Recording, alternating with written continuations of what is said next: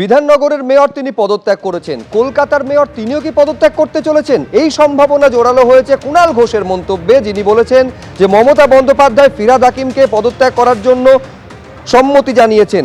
অনেকদিন ধরে অনুমতি চাইছিলেন ববি, বলছিলেন যে পুরসভায় কাজ করা যাচ্ছে না। মমতা বন্দ্যোপাধ্যায়ের বাড়িতে বৈঠকের পর এই দাবি করেছেন কুণাল ঘোষ। এদিকে ঘনিষ্ঠ মহলে ফিরহাদ হাকিম জানিয়েছেন যে আমি মেয়র পদে ইস্তফা দিইনি, এই খবর সূত্র মারফত পাওয়া যাচ্ছে। এখনো চেয়ারপারসনের কাছে মেয়রের পদত্যাগপত্র জমা পড়েনি বলে পুরসভা সূত্রে খবর। मैडम एक सवाल का जवाब थोड़ा सा दे दीजिए आप कि मैम फिरहाद हकीम जो मेयर है उनका इस्तीफा हुआ या नहीं हुआ? जी अभी तक तो नहीं हुआ।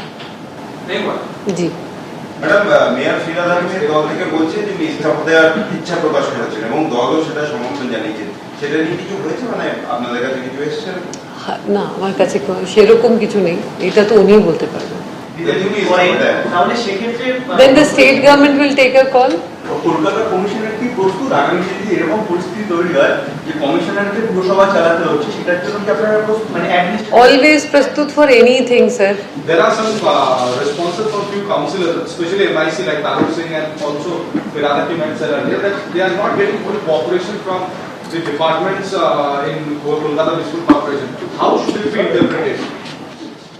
I am not sure that 15 years somebody has been ruling and not getting cooperation. It is not possible because all my officers ডাকলেই যায়, মানে বললেই করে, এরকমই আছে। তো নন কোঅপারেশনের তো কোনো প্রশ্নই ওঠে না। ফিরহাদ হাকিম ইচ্ছে প্রকাশ করেছেন নিজে পদত্যাগ করবেন মেয়র পদ থেকে। আমি তো মেয়র নই, সুতরাং আমি কি করে বলবো? হাউস ডাকা হবে 19 তারিখ। সেক্ষেত্রে মেয়র পদত্যাগ করে দেন, তাহলে 19 তারিখ কর্পোরেশন আইন যদি সকলের জানা থাকে, যে আইনে মোটামুটি বলা আছে আমরা কর্পোরেশন আইনের 1980 রুলসের বাইরে যাব না এবং সেই মতোই আমরা চলবো। হ্যাঁ, মেয়র যদি পদত্যাগ করে দেন তাহলে কি বোর্ড থাকে? এত বিস্তারিত করার কোনো ব্যাপার নেই। যেটা আইনে আছে, আবার বলছি, যেটা আইনে আছে সেই আইন মারফতই সব হবে।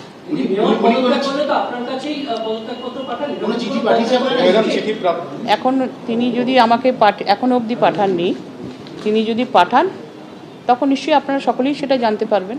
রাজনৈতিক পালাবদল পশ্চিমবঙ্গে হয়েছে গত মাসের 4 তারিখ, আর এই মাসের 4 তারিখ একেবারে বিধাননগরের পুর নিগমের মেয়র পদ থেকে ইস্তফা দিলেন কৃষ্ণা চক্রবর্তী। কাউন্সিলর হিসেবে থাকছেন তিনি, তবে মেয়র পদ থেকে ইস্তফা দিচ্ছেন। নিজের ইস্তফা পত্র বিধাননগর পুর নিগমের পুর কমিশনারকে তিনি পাঠিয়ে দিয়েছেন। একই সঙ্গে পুর নগর উন্নয়ন মন্ত্রী অগ্নিমিত্রা পাল তাকেও পাঠিয়ে দিয়েছেন। আমাদের 3 প্রতিনিধি সরাসরি আমাদের সঙ্গে রয়েছেন, জিলাম করঞ্জাই, শিবাশিস মৌলিক এবং ময়ূক ঠাকুর চক্রবর্তী। আমি 3 জনের সঙ্গে কথা বলবো, তবে তার আগে কৃষ্ণা চক্রবর্তী পদত্যাগ করার পরে ঠিক কি জানিয়েছেন আপনাদের প্রথমেই শোনাবো।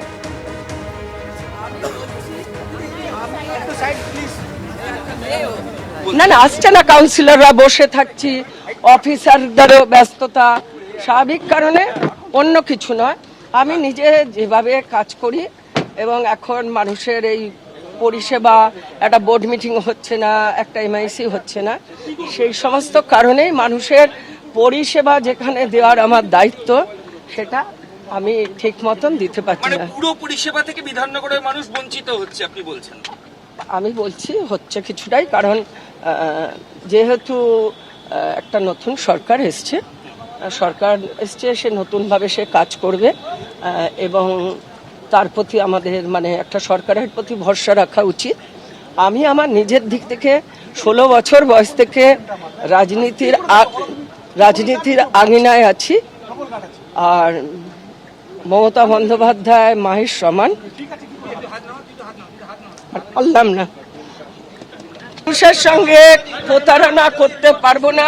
কর্পোরেশনের ডে টু ডে ওয়ার্ক থাকে, সেটা থেকে থেমে গেছে। মানুষের কাছে আমি প্রতিশ্রুতিবদ্ধ ছিলাম তাদের পরিষেবা পরিপূর্ণভাবে দেব।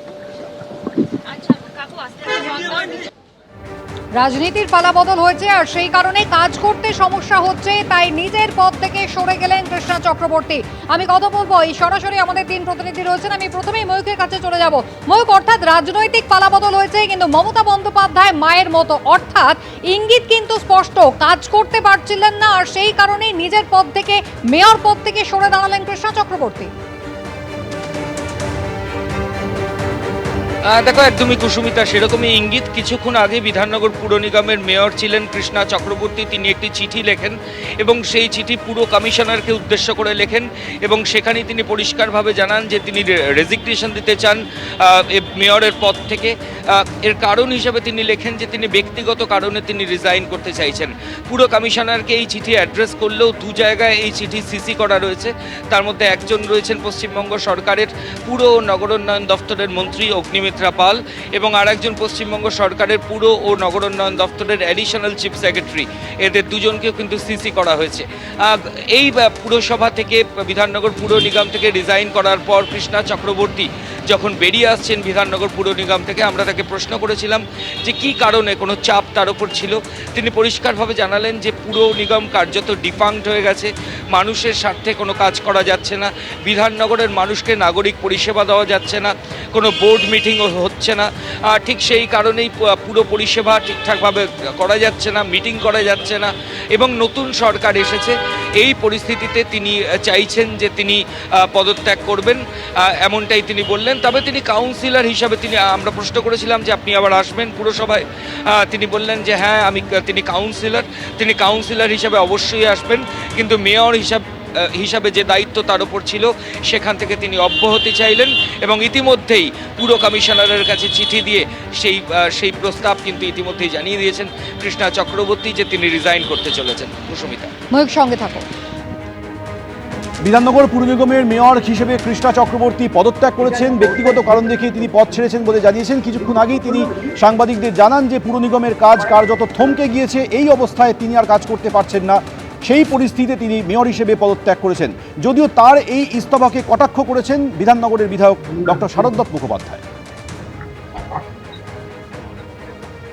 পদত্যাগ এতদিন ছিলেন কি করে গদিতে বলে নেই, টাকার গদিতে ছিলেন তো ছেড়ে যেতে মায়া লাগছিল। ওনার গদিটা কিন্তু টাকার গদি। প্রত্যেকটা পৌরপিতা, পৌরমাতা এবং আমাদের মেয়র এরা টাকার গদিতে ছিলেন, তো মায়া লাগে না ছাড়তে। ওনার 18-19টা প্রপার্টি এখানে আস্তে আস্তে আমরা লিপিবদ্ধ করে ফেলেছি। ওখানে গেস্ট হাউস কোথায় কোথায় চলছে ম্যাডামের আমরা জেনে ফেলেছি। তাই জেনে ফেলার পরে তো সবার কাছে একটু জেনে গেলে ওনার লজ্জা লাগছে। এখন উনি এই লজ্জা রেখে ঢাকতে পারছেন না, তাই উনি পর্দার আড়ালে গেছেন। এবার কি হবে পৌরপিতা, পৌরমাতা এবং এখন মেয়রহীন বিধাননগর পৌরসভা, কমিশনারকে জানাবো, নগর উন্নয়ন দপ্তরকে জানাবো বিধাননগর পৌরসভার যত তাড়াতাড়ি সম্ভব অ্যাডমিনিস্ট্রেটর বসাতে এবং যত তাড়াতাড়ি সম্ভব নির্বাচন ডাকতে। এবিপি আনন্দ, এগিয়ে থাকে, এগিয়ে রাখে।